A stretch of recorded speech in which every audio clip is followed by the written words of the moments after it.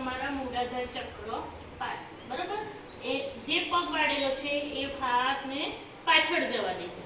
બરાબર પાછળ નીચે આંગળા તમારા ખુલ્લા હવે જે પગ વાળેલો છે એના ઓપોઝિટ સાઈડનો હાથ ઉઠાવવાનો છે અને આવી રીતે પાછળ જોવાનો છે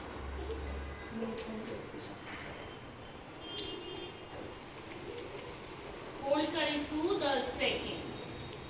એટલે 10 કાઉન્ટ કરવાના 1 2 3 4 5 6 7 8 9 10 હવે બેક જવામાં પહેલા આ હાથ ઉઠાવવાનો છે પછી આ હાથ ઉઠાવવાનો પગને સીધો કરવાનો છે પછી બીજો પગ આપણે વાળીશું બરાબર આ હાથ જે છે એને પાછળ જવા દઈશું હાથ ઉઠાઈશું અને લુક બેક બેક તમારી ટ્વિસ્ટ થશે સ્પાઇન તમારી સીધી રહેશે 1 2 3 4 5 6 7 8 9 10 આ હાથ ઉઠાઈશું પછી બીજો હાથ અને પગને સીધો કરો પછી હાથ બધાનો ઉપર અને નીચેની